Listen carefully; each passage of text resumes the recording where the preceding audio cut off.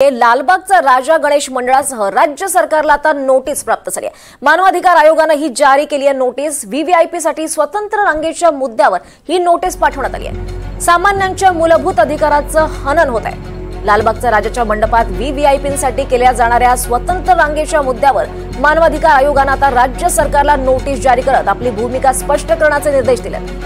खास पाहुण्यांसाठी ही खास व्यवस्था करून इतर सर्वसामान्य नागरिकांच्या मूलभूत अधिकारांचं हनन होत असल्याची तक्रार मानवाधिकार आयोगाकडे करण्यात आली आहे। त्याची गंभीर दखल घेत आता आयोगाने राज्य सरकारकडून उत्तर मागितलेलं आहे।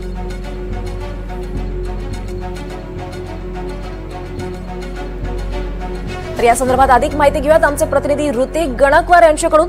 ऋतिक, खरं तर 2 वर्षांपासून सातत्याने ही तक्रार होते आणि आता या संदर्भात मानवाधिकार आयोगाने सुद्धा दखल घेतली आहे। नेमकं काय अधिक माहिती या संदर्भात?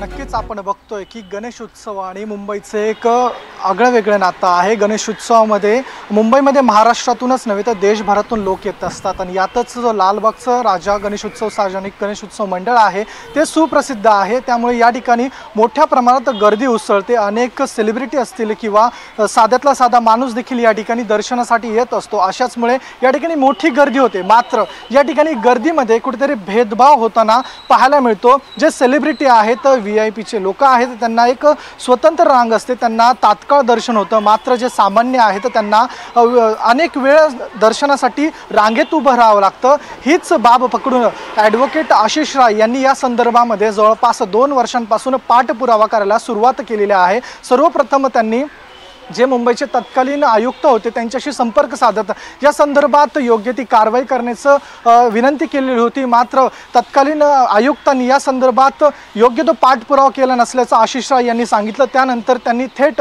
मानवी हक्क आयोगाकडे या संदर्भात पाठपुरावा करायला सुरुवात केली आणि या संदर्भात सुनावणी देखील अनेक झाल्या। आणि आता जी 2-3 दिवसापूर्वी म्हणजेच सोमवारी या संदर्भातली सुनावणी झाली होती त्यावेळीच मानवी हक्क आयोगाने या संदर्भात लालबागचं मंडळ असेल, राज्य सरकार असेल किंवा मंत्रालय असेल, या सर्वांना एक नोटीस जारी करत जवळपास 6 आठवड्यांमध्ये उत्तर दाखल करण्याचं त्यांनी आदेश दिलेले आहेत। यामध्ये नोटिसीमध्ये आयोगाने असं देखील म्हटलेलं आहे की हे मूलभूत हक्कांचं या ठिकाणी हनन होतंय। त्यामुळे आता तुम्ही यात काय उत्तर सादर कराल ते असं त्यांनी या नोटिसीमध्ये म्हटलेलं आहे। तसेच दुसरीकडे हा 6 आठवड्याचा जो टाइम बॉन्ड दिलेला आहे त्यामुळे आशिष राय हे आज पुन्हा एकदा या संदर्भात सुनावणी घेण्याची विनंती करणार आहेत। कारण की अवघ्या आता गणपतीसाठी 2 ते 3 दिवस राहिलेले आहे, विसर्जन नजीक आलेलं आहे। यामुळे अनेक लोक दर्शनासाठी मुंबईमध्ये येत आहेत, लालबागच्या राजाच्या दर्शनासाठी येत आहेत। त्यामुळे कुठेतरी त्यांच्या सोयीसाठी ही सुनावणी तात्काळ व्हावी आणि लगेच ताबडतोब आयोगाने काहीतरी निर्णय जाहीर करावा अशा पद्धतीची विनंती आशिष राय आज आयोगापुढे करणार आहेत। कुठेतरी जे असहाय्य लोक आहेत, गरोदर महिला असतील, वृद्ध पुरुष असतील, महिला असतील, यांना रांगेत खूप वेळ उभं राहावं लागतं। मात्र आमदार खासदारांचे लेटर घेऊन अनेक लोक त्यांचे शिरतात। एका लेटरवरती 10-10 लोक शिरतात। कुठेतरी व्हीआयपीचं दर्शन हे कल्चर वाढताना सामान्य नागरिकांचे कुठेतरी हाल होतात। यामुळे ही तजवीज 2 वर्षांपासून ॲडव्होकेट आशिष राय यांच्याकडून सुरू असल्याचं आपल्याला पाहायला मिळते। या संदर्भात आता 12 वाजता देखील सुनावणी होणार आहे। त्यामुळे आता आयोग पुन्हा 12 वाजता काय सांगतं हे पाहणं महत्त्वाचं ठरेल। निश्चितच ऋतिक, धन्यवाद या सगळ्या सविस्तर माहितीसाठी।